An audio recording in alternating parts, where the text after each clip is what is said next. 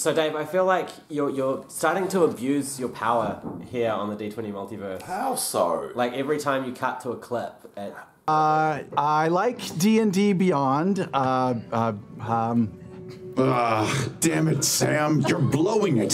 See, like that. You can't just do that every time. I was in the middle of a sentence. Look, Dave, not? I feel like you're abusing your power of editing. Shh. Cut to a clip. No! Hey, how's it going, Trinket? It's been a while since we've seen you. You all right, Petty? I'm just coming down off of a meat bender. I haven't eaten meat in so many years. Oh, for fuck! You stop doing that! That one wasn't even from That the was episode not that Critical time. Role. No, it was Critical Role. It was just the one shot that we haven't reviewed yet. Well, hasn't. I don't know. I can't. And now no more clips. No more clips. Here's a clip. That time was a puppy. I hate you. I hate you. Okay, fine. Yeah, here's my apology letter because I knew you were going to rant about this eventually. So there you go. All right. I'm proud of you, man. This shows maturity. You're evolving as a person. What's going to happen here. What does it say? It says cut to a goddamn clip. Go, do it. Cut to the clip. It says cut to the intro actually.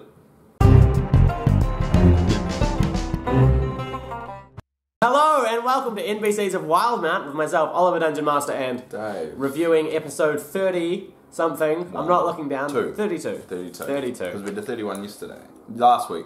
God, my brain. Sorry I apologise for everything that's about to happen for me. I've been up for way too long and I feel like death. Yeah. And I got a new t-shirt. Finally the insides match the outsides. So, I don't even know what that means. Oh, really. I'm very sensitive when I'm tired. So, yeah, he's got a brand new Matt Mercer DM shirt, which is cool. I'm rocking my new T-Turtle D20 dice. Not critical roll. Well, I didn't actually... See, critical roll, I didn't critical actually, roll, non-critical. I got given this, I didn't actually buy it. It's my boss bought it. Yeah, I like it. Yeah, you start with, I bought this, no. No, I found it at a bus stop. Some other guy was wearing it at the time, so found might be the wrong... Hit him with a rock. And anyway, he stopped moving. Let's not get off the rails this early. Yeah. Good luck. Yeah. Good luck. All right. So essentially, travel episode. Now there was a huge riff online of half the people that thought this was an amazing episode where a lot happened, and it was one of my favorite episodes of the Mighty Nien. And then another half of people who were like, all they did was travel. And I was like, well, yeah, technically they did a lot of traveling. Yeah. But there were some real cool, hilarious moments with Jessica. So because for you that don't know, we don't really talk about the episode at all before we show up here. I have no idea what He he's literally gonna say. walked into the door about like 30 minutes ago, so you don't know what 30 side... seconds. Or 30 seconds. I made a coffee, I sat down, I pressed record. Pretty much, yeah. So what side of the fence do you think I lie on? I would say you're excited because they're getting to the next part of the story, and you're really excited for the next episode. Yeah. What do you think I thought of this episode? I reckon you liked it because of the jester penis monologue and it helped. Yeah, there's some really funny moments. In this one. I liked it, but I don't understand how people saying it's the greatest. Right. Okay. Yeah. I don't get how. I mean, the pets thing at the end, I get. Yeah. But the greatest. I don't know, man. If you guys follow our Twitter, within an hour of watching this episode, I tweeted. I was like, "Oh my god, this is amazing." Yeah. It was mainly the penis conversation that made me tweet. Wow. It was hilarious. That's the low bar of like a quality Critical Role episode is a penis joke. Jokes. It was a whole string of penis jokes. It was great. Alright, well let's run through the episode and get to the penis joke. Okay, so off south they go. We're not putting that clip in, by the way. I've got a clip. Right cool. I've got the Reddit theory. They're getting longer. Okay, let's leave that to later. So anyway, they leave Zadash. They're leaving Zadash, not just Zadash, they're actually leaving the Empire. Now, Matt does say it's the first time that they've left the Empire, although technically Shady Creek Run is outside of the Empire, so not... I think it's still within the boundaries of what they deem as the But you Empire. know what they mean. Yeah. They're leaving this behind, and they're going south to Nicodranas. Yes. Wonderful, wonderful name. So the first stop on the way, they go to Allfield. Yeah, to see Bryce. What is cool about this is the fact that now that they're travelling south, they're going back past all these places that they've already been to. We get to catch up with the NPCs. We meet Bryce. We meet the other dude who ended up in the carnival, Gustav. Yeah, he was the leader of the carnival. The Elvish carnival master of the Fletching and Moondrop Travelling Carnival of Curiosities. There you go. So yeah, this is really cool. This is essentially Matt going, here's some time that's passed, here's where they are now. These are the results of the consequence of what you did in these cities. And that's just a great thing for the players. And it's a good for us, a bit of reward of how they start and seeing how far they come. Because remember, you're going back to some cities that weren't even called the Mighty Nien at the time. Yeah, this is like right back to the start, right back to the Devil Toad, their first like combat encounter. So some things to note while we travel to Alfield first. Caleb and the dodecahedron kind of have a bit of a spacey moment. I wanted to talk to you about this. So essentially, what the hell is the dodecahedron on about? Okay. What is it? So there's a theory in philosophy and astrophysics, or universal physics, that it's kind of egocentric, but every time there's a decision made in the mortal realm, the universe splits into two universes where both outcomes exist. So, for example, right now I'm considering buying a PS4. Yeah. So when I actually make that decision, the universe will split into two, one where I buy a PS4 and one where I don't. Okay. So the dodecahedron, the fragments of possibilities, essentially shows these branches of all the decisions, of all the universes multiplying and spreading out like the branches of a tree or the Mandelbrot set of complex numbers. So what's that got to do with anything that he saw? So what he saw was the timelines. Some of which intersecting and going off in their own. But what does it mean to the overall story? I mean, what's it? So, essentially, my guess is that the artifact itself helps jump from one reality to another. So, for example, it gives you a chance to re-roll, right? So, in one universe, you fail the check. You rolled a jump, you fall, you die. But you use that fragment of possibility to jump to an alternate timeline where you succeeded. Or not. Basically, it lets you go back and try again. It goes back to the point where you made the decision, try again, perhaps jump on a different timeline. Okay, which makes sense of that re-rolling they have every time they look at it and they get that little spirit in there. Okay. You got it. So there's basically, Matt just does this beautiful job of explaining the dodecahedron. It feels like there's going to be more to the story of the dodecahedron though. Well, it feels like there is more than just a tool to get a re-roll. Well, this is the thing. This is the thing that I've been thinking about, because dodecahedron, 12-sided shape, one of Plato's solid platonic shapes, a three-dimensional symmetrical object, and all the dice in D20 are platonic solid objects.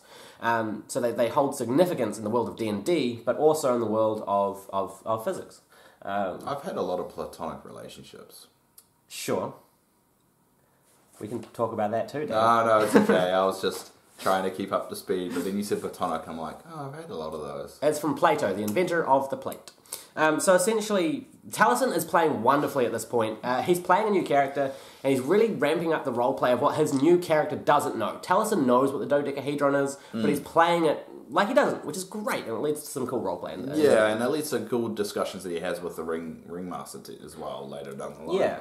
So off they go, towards Oldfield. Yeah, so there's kind of... I put Clayce's questionable things when looking through Jester's stuff. Yeah. Remember that happening on the way, and meditates into the box or the dodecahedron. So he fragment of possibility. Kind of throughout this episode, all the characters that haven't used the dodecahedron use the dodecahedron. Yeah. So Ford uses it later on as well. Yeah. So they all kind of have a turn of it. So essentially, we will probably not hear that description every single time they actually use it for the first time. A question, and maybe some of you out there know this. If you do, can you post it in the comments for me, please? Is the fragment of possibility? I've not seen it in any of the magic item tables in the core books. Is this homebrew? Is this something Matt came up with, or is this already existed in some previous incarnation of D&D? I'd really like to know. Well, Ollie, it's a possibility. Oh! That was good. Yeah, you made a big deal about it, so it's not as cool. No, that was good. Oh, no, it was supposed to be smooth. 10 points for that. Oh, thanks. How many points am I on? 12. Oh. It's nearly enough for a can of Coke. There's a reward system? Yeah, we used to do this at high school. It's actually a fun game you can play with your friends. We used to do it for dares. Like, I dare you 100 points, jump out the window, and then pretend to come back without the teacher noticing. Well, next week, can you bring out the tally? No, not the tally, like what the rewards. Oh, I can bring the rewards system, sure. Yeah. Cool. I may get something out of this, guys. Now they go to the Feed and Mead Tavern, which I think it just the name of that kind of paints what kind of. Well, they arrive at Oldfield, we should say. Right, at Oldfield. Yeah. And then they go. No, the first thing they do is see Bryce.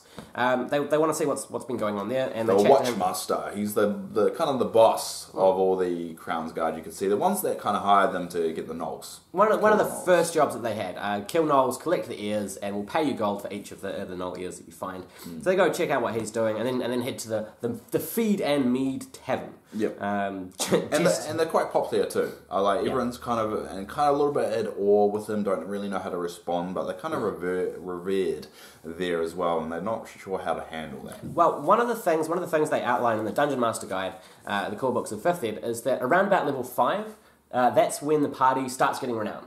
Okay. That's when, it's homebrew if you want to do whatever, but it's supposed to be around about level 5. People start hearing the name of the party. They start going, oh, right, we heard they took care of that fire giant. We kind of I'd be like, oh, yeah, I heard of them. Why is there not 9 of them? They get up to 10 at the end of this episode. Yeah, they get up to 10. It's still not 9. It's still not 9. It's like, well, if it's either like 7 or 10, yeah. Still not 9. Still not 9. But hey. That's what they should call it. The Mighty Still Not 9.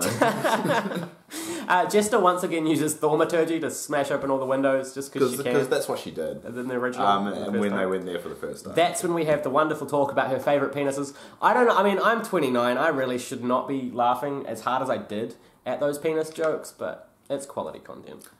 I didn't. But I get it. Yeah. Penises. I didn't, but I get it. It just shows you that sometimes how silly they can actually get. Yeah. I like it. Yeah. It just shows it adds the fun outside of this being like a serious kind of game and so forth. Because, I mean, Critical Role is heavy on the roleplay. It's a role-playing D&D campaign. It's not a murder hobo campaign. It's not a puzzle-solving too much. It's really roleplay. And penis jokes. And penis jokes, exactly. Which, you know, as a Dungeon Master, you do have to just let this happen at the table and just pray it doesn't happen. No, that's not true. There's many things that I've tried to do at your table that you got really upset about and didn't let me do. Dave, that's because, like, penis jokes are here. Yeah. I can't, if I reach to where you are, it'll be off camera. Look, just because you made an NPC who was your sister. No, I would not go into this again. We left this where it belongs. That's your own fault. D&D bins of fucking... It's on stream. I know. It's on stream. They're not going to watch through the 100 episodes if you want to find that episode, if you put a link to I try and get with Ollie's NPC sister. Please, for the love of God, don't. I nearly quit DMing at that. That was ridiculous. You let one of the other players go there, though. I don't understand how that happened then. It's me. It's the lesser of two evils, Dave. The lesser of two evils. It actually happened, guys. Anyway, they see some rocks. Now, this is basically they hang out for a bit. They talk to Bryce and then they leave. Off to Trostenwald now.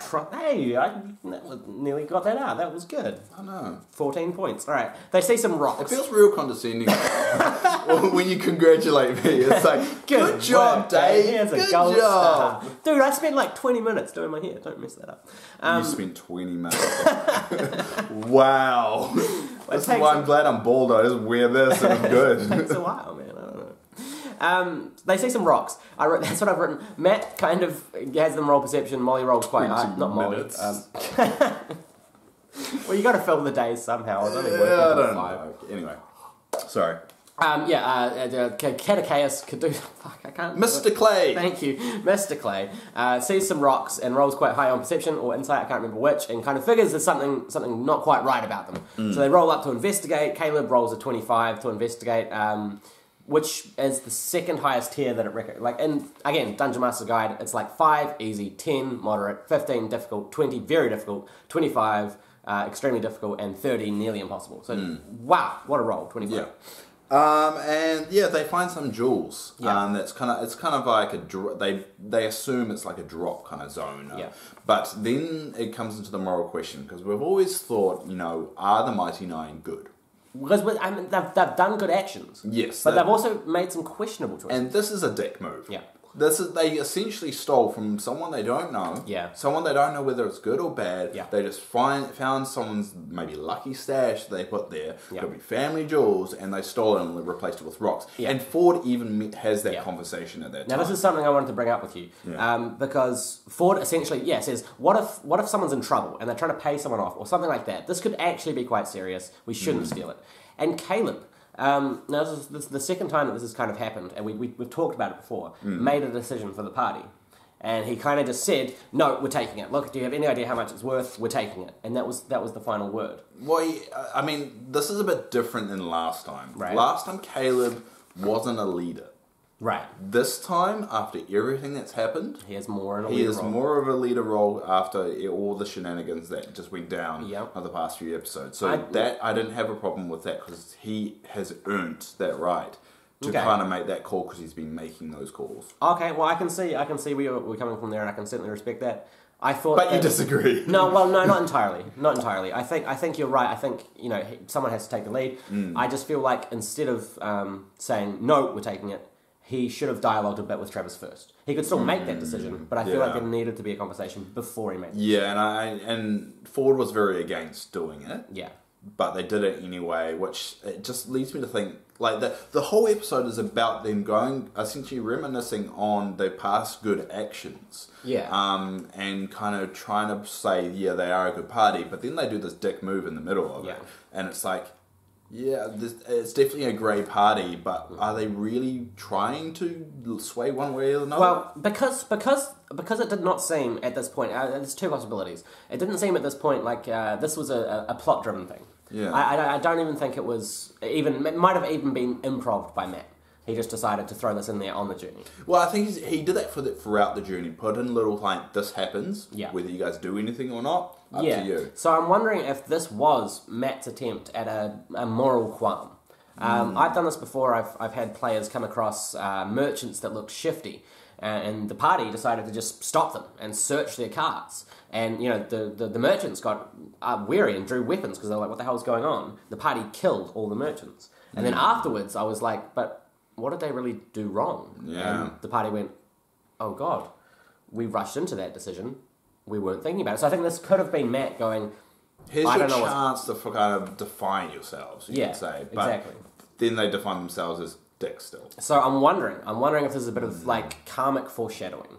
A small microcosm of a larger event coming up where they get faced with the same grey area decision that might have higher stakes than what happened. I think they felt like they could get away with it because no one was around. Yeah. So if they were seen by other people, they wouldn't have done it. Yeah, which is a very interesting philosophical and religious point.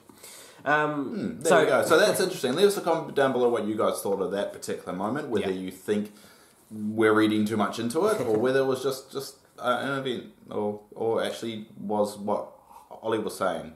So they take the gems. They head off, and they see a dark rider. Now, this seemed to me like what he was wearing was very specific. Matt had thought about it, so I think this was foreshadowing for sure. He had like purple cloth across his face. He said it seemed like a new kind of gang. And he glances at them. Matt makes a point, but also keep in mind when they were glancing, Mr. Clay and Jester were disguised as to not themselves. So whatever he glanced at, unless he can see for illusion, he just saw, possibly True Sight. True Sight would go right through that. Yeah, but we don't know. Yeah, and that could be related to the gems as well. Yeah. So we'll see. Definitely a foreshadow, but we're not going to probably hear about that for an episode or two. Or a lot of. I mean, they've got to be in a different part of the world, so it's going to be a long while. But something to keep note of: dark riders. Purple cloth, black turban for stuff. Watch out for them. And now they arrive at Tristan Wald. I'm actually going to put up the map every time we mention the place. So. Cool thing was, when they went to talk to Gustav... Does my map work? Yeah. Thank you. It is. It's very good. Yeah, but that's not what you want to say. 15 points, alright. So... Racking them in. We started at 2 at the episode, and now I'm at more than 2. I was really thankful that the Critical Role wiki exists, because I could not remember Gustav, so I jumped back and went, oh, that guy. Yeah, I use the Critical Role wiki a lot while watching the episodes. Yeah. Because it does help. There's a lot of content there.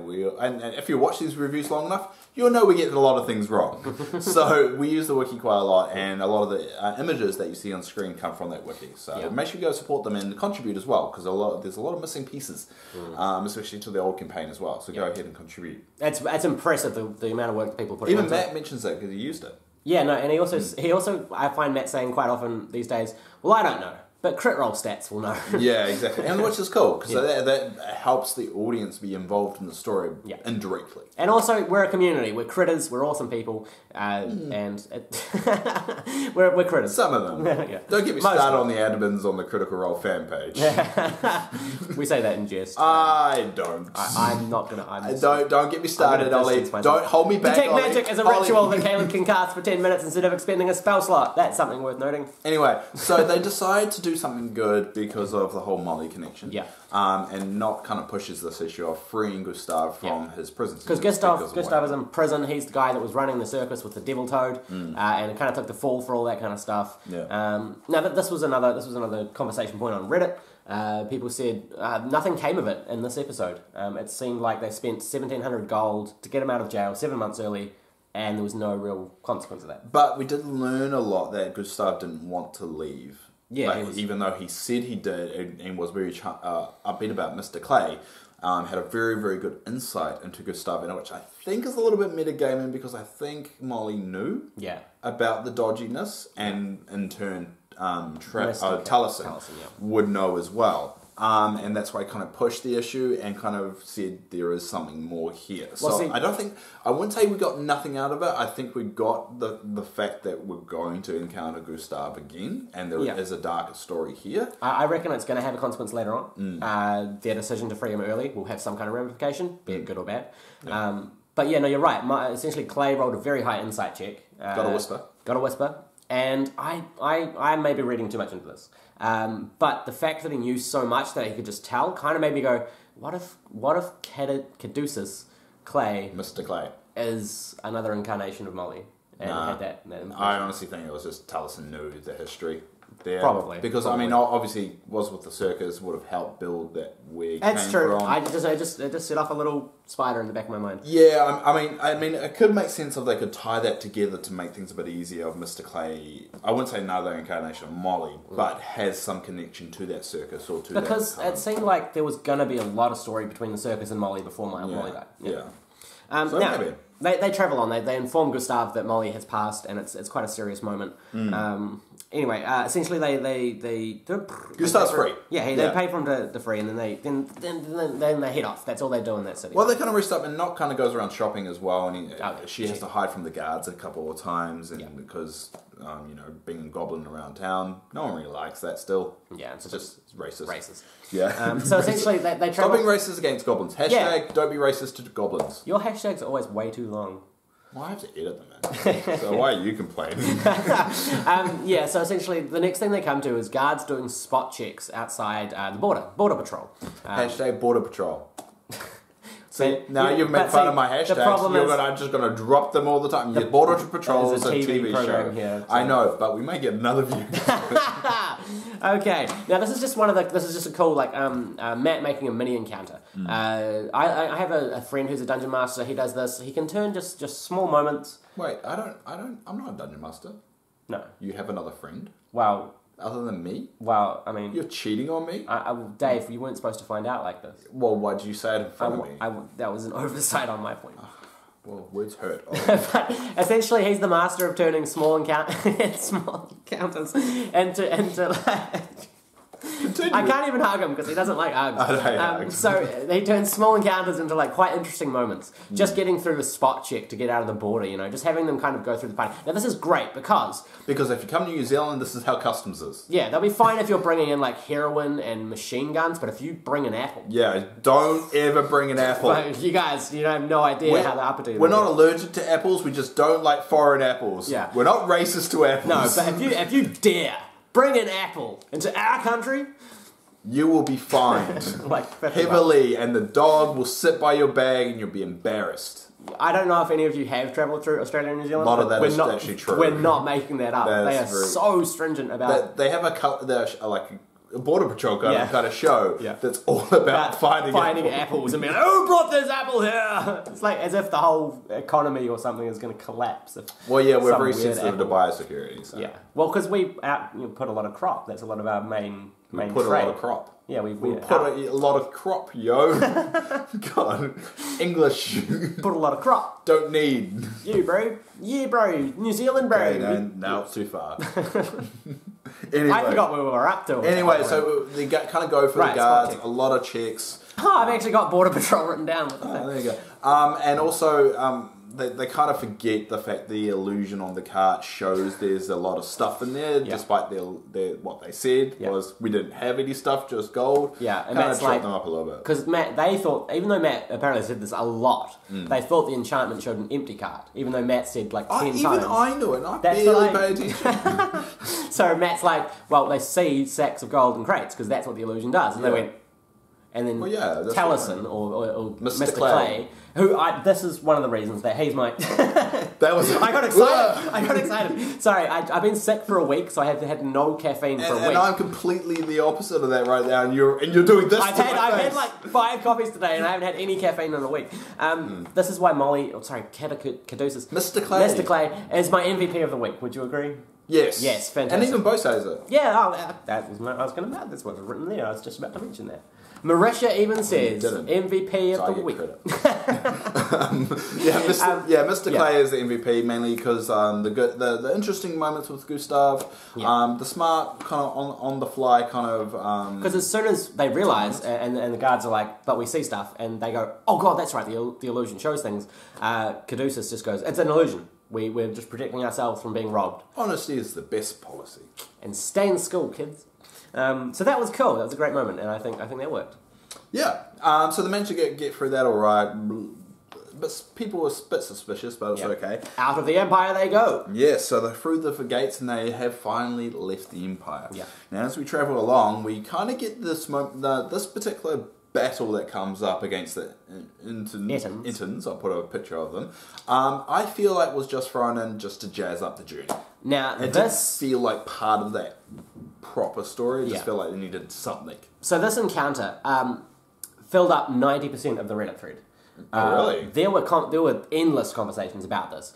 Essentially, in what way? They're travelling through a cavern. They see two Ettins. Caleb casts fear on one, and Clay casts calm emotions on the other. Basically, trying to avoid a combat encounter. One goes running off. The other one's like, "Hey, how's it going?" and gets all calm. And then they just head off. Their plan was to distract them, get out of the encounter. And then Matt kind of went, well, those spells run out. They repeat the saves. And then suddenly the Ettins were there, and the combat happened. Yeah. And there was a ton of discussion about, well, it looked like they should have avoided that encounter. Yes. And it looked like Matt was railroading a little bit. I feel like he did this because otherwise it would just be travelling the entire episode. Yeah. And we hadn't had battling for ever since really the final battle with Lorenzo. Yeah.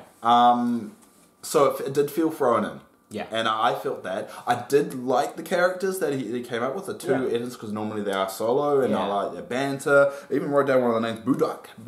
Yep. So yeah, actually fleshed them out a little bit. Yeah. But it did seem thrown in. Yeah, and now there's a break of Critical Role next week. They're doing a one-shot. And I think Matt wanted that to end when they get to the next place. So he needed a time sink.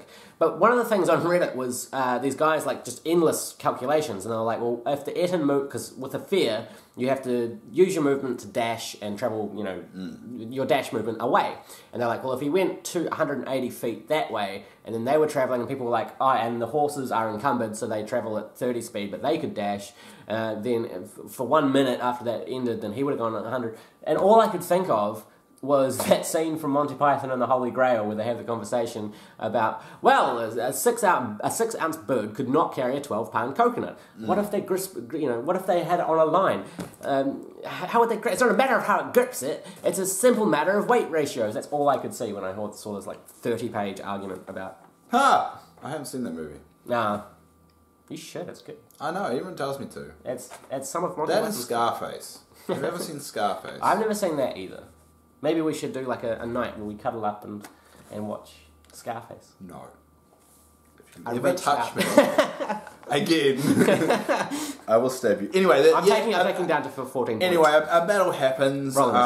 It's just, we get a big bow character. The miniature looked awesome. Swallow regard. Yeah. I put classic battle because I didn't feel like it held any significance. I liked the characters that Matt was portraying. I liked the combat. Yeah, we got to see some more of their 6th level stuff. Yeah, I think that was a good one. A lot of spells that used for the first time. I know Caleb used what? Fireball. Fireball is power, man. Yeah. If you fail that dex save, 8d6 of fire damage. But just to speed it up, Bo kills one of them, and Caleb gets to how you want to do this at the end.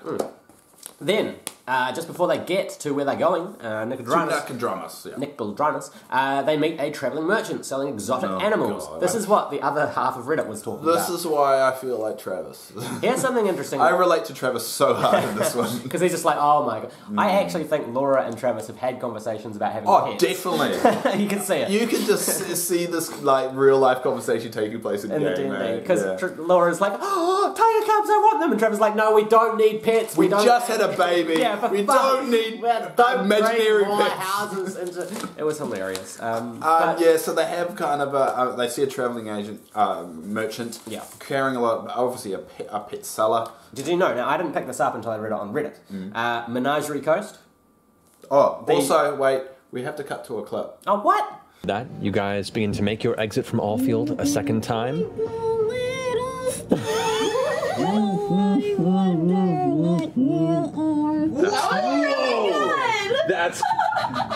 That's some black magic right there.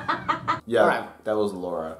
Cool. So, Yeah. Menagerie Coast. Do you know what the term what the actual definition of the word menagerie is? Yes, it means Dave is awesome. That's in the Ollie dictionary. Yes. Oh, in the Ollie dictionary. Wow, I think you've got a weird dictionary. No, just every So entry. every time you say it, you're saying Dave is awesome. Yeah. So Menagerie Coast. Menagerie means a collection of exotic animals for trade. So they meet a menagerie on the way of the Menagerie Coast. You're saying that a lot. You're saying I'm cool a lot. So this is also where we get the crazy Reddit theory of the week. So should we mention what pets they get? Yes, because it's part of this. All right. So after they kind of go through all the pets, just obviously wants all of them, but can't. Yeah. Just to get a crimson weasel. Yep. Bo gets an owl. Badass. Well, it sounds like yeah, that's going to be interesting having that. And Jester and Bo both buy a blinking dog. Oh, this is amazing. A blink dog. Blink dogs are awesome. Now, I don't think... Called Nugget. Yeah, which is funny because on the wrap-up episode of Critical Role 1, Vix has one of the names of her kids is Nugget. Oh. Yeah, along with Percy the Fourth. So... This is, oh my god. Crazy Reddit theory of the week. It's huge. So, this is from... you don't pick easy ones, do you? No, I don't. This is from Unknown JD1. Are you going to send me the link this time before we can release the episode? It's literally in the same thread Just every time. send me it. You literally find it every week. You could just link it to me first. Well, so there's no way to link you the actual... Because it's in a huge thread, so there's no way to link you the actual comment. I have to link you the thread. Print screen and just give me the image so I can pop it on screen. Okay, alright, that sounds easier. So, this is from Unknown JD1, 7 hours ago. If you're saying it now, I found it. So, ultimate theory, hopeful future for the animals of the Mighty Nine. The Blink Dog. The Blink Dog grows up to be fully grown. Mighty Nine train it well with the aid of trainers, ends up having its own language, Blink Dog, and understands... Blink Dog language? They've got high intelligence. They've got 10 as their intelligence score. Wasn't the language called Blinky? Anyway. Blinky. It's, see how Matt plays it. Yada, yada, yada. Side theory. If the Traveller theory is correct, and he is actually Artigan, the fact Jester has a fey creature as a pet might speak volumes. So does Caleb. In regards to the Crimson Weasel. Either the owl in it have a fight to the death, or Jester keeps it safe and well-travelled, or gifts it to her mother, Marion Laveur. It would add to the mystique and also just be an animal companion that could keep her company and remind her of Jester, sure. The owl, it murders everyone. Everyone, including the party. So the party TPKs just gets from this owl. From an owl. Apparently. Wow, this is a killer owl. He also mentions that it seems just like the spirit animal of Bo, and she needs a friend that can understand her on a deeply emotional level. Oh God, I can relate to that so much. But essentially, Blink Dog, they train really well. Weasel does bugger all, and then the owl kills everyone. I think that Weasel's definitely going to die, but I just don't think Matt will have it in him. I don't think he's willing to pull that trigger. Matt's done a lot of mean things. I think having the owl kill the weasel, would be... I don't think that's going to happen. Considering Trinket being in combat a lot and never once actually dying. Yeah, and Frumpkin just being kicked all the time, but I think he does that because But my favourite thing about the whole pet encounter was the fact that Liam's like, Caleb is way against this, but Liam loves it. Yeah, and because Blink Dog's awesome. So that's going to be fun. Because Blink Dog has intelligence of 10, which is, a +0 modifier, but for an animal that's heaps. And yeah, it should be able to speak. It's like they're all getting, eventually all going to get animals. Yeah. You know what do they call it in Harry Potter? When they have their own thing. Yeah. Patronus? Well, Patronus is the charm that they use that essentially conjures an image of your spirit animal. Yeah. It's their little real-life Patronus. Like the owls and stuff that they buy are their familiars. Well, let's say in this world it's a Patronus. So that's it. In the Harry Potter world of whatever. That's the episode. It was. Oh, they arrive at Nicodranas. Oh yes, they arrive. That's pretty important. That's where they'll join up next week. But the week of after. Nicodranas. Yeah. So we got there in the end. I loved this episode. There was a lot of divide. People were on both ends of the spectrum. I loved it. I thought it was wonderful. I liked it. I don't know if I loved it. I was more like Travis at the end, just like, oh God, this is gonna just... Okay, I like pets, as you probably saw from the clip at the start with me holding the little puppy. I love pets, but in a D&D game, they take up so much time. This is true. They take up so much time, and I had a pet. And I remember. I had 2 dogs. And I didn't really have a lot of moments that I spent a lot of time with her because I hated taking away that time from the rest of the game. And it feels like these three creatures now are going to do that. Yeah. Unless See, oh god, crazy Dave theory. The crazy day theory, later on when they have a break, Yeah. Matt does a one-shot of those 4, including Trinket. I'd watch it. Yeah, so Trinket, Frumpkin, I don't think the Weasel has a name yet. Not The yet. Crimson Weasel, the Owl, and also Nugget. Sure. Yeah. Okay. That would be awesome. Crazy Reddit theory. Crazy Dave theory. Crazy Dave Alright, theory. so that's essentially the episode. Now we're going to do what we do every episode and talk about some comments that you guys left on the last video. Yeah. Do you want to go first or shall I? Well, you've got 2, I've got 1, Okay, so it would make sense for the person with the most have there. Then I can do mine. So, then it's quite awkward. Okay. Malice Talon Swift, great name, says, here's one for you guys. If you were a guest host, I think he means player, on Critical Role, what race / class / style of character would you be? I would play Blade. This is what I said to him. Blade is a ranger rogue of mine that started as a character in a short story that I wrote and then enjoyed several incarnations in 5th Ed, Pathfinder, and Diablo 3. I wrote a long one. Yeah, if you want to read it, go check out the comments. Yeah, if you want to read it, because I put a lot of thought. I actually thought about this well before I even met you. Yeah.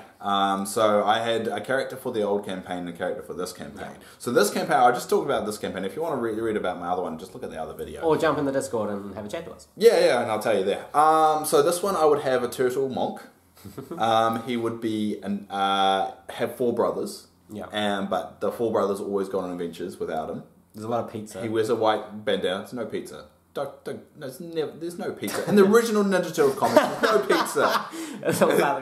I think I ruined what I was referring to. He has a long-lost sister. Yeah. Who's most people don't know about. No, most people don't know about, but everyone doesn't like her. Yeah. For obvious reasons, because... And they're trained by a rat. No, they're not trained by a rat. That's disclosed. I haven't decided that aspect of the character. But he travels around with... what's that? The tiger? Tabaxi. Who is a very rabid tabaxi, who wears glasses. And is a rat. And he's not a rat, he's tabaxi, and he wears glasses, and he's looking at me. Wait, what? Yeah, you're the tabaxi! Okay, cool. Yeah, you're the rabbit one, you're like, because I'm a real mellow, depressive character, and you're like all rabbit and all over the place. Sure. So that's the counter there. And if we were going to be in the game, right, we would meet at the 9 house, and we would meet Not. Okay. And you would get along with Not, and I'd be like, oh god, I'm stuck with 2 people, a child drunk and a rabid tabaxi. These are all conversations you could be part of if you just jumped in our Discord server.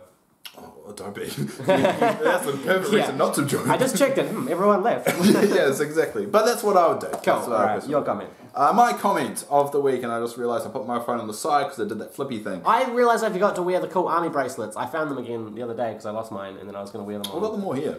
I got my ones back at my place. Anyway, so he goes, how are you feeling about Caduceus settling into the Mighty Nien? Mr. Clay.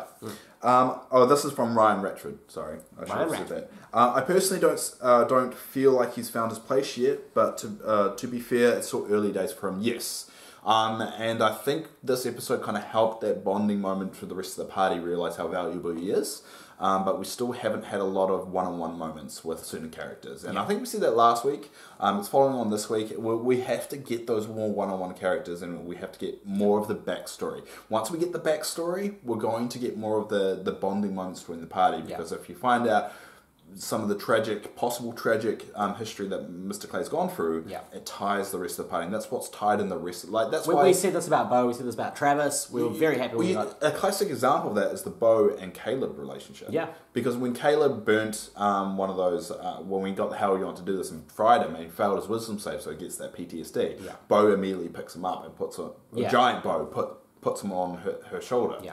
And that showed you how far that relationship has grown. Because you remember them at the start. And Bo remembers why he goes through that. Yeah. Because of his tragic backstory. So when you find out the possible tragic backstory about Mr. Clay, it's going to bind those characters together. I think you're right. I think Taliesin is playing it wonderfully. He's a completely different character to Molly. You can really sense that in just the way he carries himself. Yeah. And I can't wait until we know more about him, because I know Taliesin, and I know that he didn't just flippantly. He's a good mate of mine. Get him on the show. He's in Cuba right now. Cuba. He flies from Cuba to California. I know every week. Taliesin really well. I know. I'm pretty sure you don't even know where Cuba is. It's in Do you know where Cuba is? It's in Iceland. No, honestly, this is going to be honesty time. Do you know where Cuba is? I've got some Cuban cigars. That's not answering the question. Because no, I don't know where you don't know. Italy, no Rome, no like. I don't. Spain. No, it's not. It's like it's where it's kind of like the best description to say. You know where the Bahamas are? No. Do you know where the Mediterranean? No. I'm really bad with I will find a globe for you later on. I've had people come up to me and ask me where the main streets in Christchurch are, the city I spent like 20 years living in, and I had to lie and say, sorry, I'm not from here, because it was too embarrassing. You can never make fun of anyone around the world that doesn't know where New Zealand is. No, I can't. You can't. And the last comment's from Alex the Great. Hi Alex, you're a regular. Yeah, we like Alex the Great. We like everyone. Don't just pinpoint Alex. He said, oh God, I closed it. I said, oh God. He said, oh God, I closed it? No, Alex, are you okay? Wait, what have I done? You out? Help, someone. All right, there it is. Is that Alex's voice? That's my voice. That's what I sound like when I'm in distress. Oh. Alex Great. He was just quoting my girlfriend who was on one of the videos. He said, hey baby, did I approve it? And then I love her. I do too. That was nice. I just thought that was lovely. Stuck in the middle. So that's our episode. Now, do you mind if I ask? I'm going to ask a favour. You wonderful people that follow this channel, we love you. We think you're the best people in the world. I don't know where this is going, people. Strap in. You're my favourite people. I'm a man on a mission. I am trying to get Matthew Mercer to tweet at me. Oh, is this So what I want you guys to do, anyone out there that's watching this and has a Twitter account and wants to help Senpai notice me, I would love you if you could tweet at Matt Mercer with the hashtag. I know, but he may not even like you. I know, but I'm going. He may watch the show and go, "What are these two idiots doing? Milking our show, rolling up a for steak, a silly review show." Going to Vegas. I'm putting all the chips. I'm all in. Hashtag tweet Ollie Mercer and see if we can get him to tweet me. I would just help make it happen. Wouldn't you want him to just watch the show and just say hi? Yeah. But this is way better. This is a lot easier for him too. Exactly. Yeah, it's a lot easier. So hashtag tweet Ollie Mercer. Yeah, I'll put the link here. Yeah, he's been trying for weeks. If you guys can make it happen, I will be your... I'm sure he's seen a thumbnail pop up accidentally and glossed over it. Isn't that enough? Isn't that enough? So let's do that. Let's make that happen. Make him happy. Because then he'll stop mentioning the damn hashtag. Yeah, and I'll get the tweet tattooed on my arm. So thank you guys. Would you actually? Probably. Would you? No, you need to say this right now. No, okay. I said if we ever get to 1,000 subscribers, and I mean it, and I'll get the logo of our channel tattooed on me. Will you actually get the tweet tattooed on you? Actually, no. I don't like needles. It's too terrifying. Who likes needles? Oh, some people like needles, but in a bad way, yeah. No, I'll have it printed and put somewhere. But anyway. How about this? Here's a compromise. Okay. You will get it printed on a t-shirt and wear it. Oh, no, definitely. Okay, we'll do that. So if we manage to achieve this... Yeah. We will get it printed off. I'll pay for it myself as well. We'll actually put it on a shop for you to buy. Yeah. I don't know if that's legal or not. If you were one of the people that helped this happen, I'll you can buy the t-shirt and then be like, you can buy it. Well, I was about to say I'll give you a t-shirt, and then I realized that's coming out of my pocket. Yeah, it's a lot of people. It's a lot of money, so buy it yourself. If you want to do something nice for somebody and you need to hit your quota for the day, just either share our tweet about the show. When we release it, we do tweet about it all the time, so make sure you follow our Twitter. Yeah. Or just tweet at Matthew Mercer and say, hey, have you seen these guys? This guy really wants just you to say hi. Notice me saying bye. So that's us. That's us for the week. I really hope he mentions me in the tweet. No, I would love it if he only mentions you. He's like, Dave, you were great. Yeah. And end. And I'm like, what happened? Yeah, he goes, I wish you had your own show. Yeah. That'd be great, man. That would be good. But to be honest, he's away for the next week anyway in Burning Man. This is true. Wow. You completely forgot about that, did you? No, yes, I don't know. So remember that time in game where we went to Burning Man and your sister was there? Your NPC sister? So that's us! White Star Festival is about to happen again, actually. This time at the bottom of the ocean. Can I join your game? No. Oh. My sister got on a spaceship, and she left. Yeah, she's not even in the same universe. Okay. Thank you guys for watching. If you guys want to hang out with us online, then just jump in the Discord server, D20 Multiverse. And make sure you subscribe and do all those lovely things. Thanks for watching every week. Keep us entertained. Actually, it's the only reason we actually talk to each other. Also, it's not true. Okay, now one other time we have met up and not talked about the channel. Exactly. So, another exciting thing happening on the channel this week, the live streamed game that I Dungeon Master, The Witnesses to Ruin, is making its debut this week. There's going to be a Facebook event on the Facebook page, D20 Multiverse, which will have all the times and all that kind of stuff. Oh, that's the time! I'm not on it. You came round the other day, we hung out, and you helped me set up the lounge for the live stream. Which is related to the channel. You're an idiot. Thanks very much for watching, guys. Like, subscribe, come chat to us, because we're bored, and I need things to do at work when it's quiet. Did you actually thought you had me there? You actually From myself, Oliver, Dungeon Master, and Dave. We wish you a good morning, afternoon, evening, wherever you are in the world. Well, I'm tired. You forgot. Like, you I literally thought talked about aha! And then I was like, oh, there's a massive hole in my theory. Yeah, exactly. No, fuck it.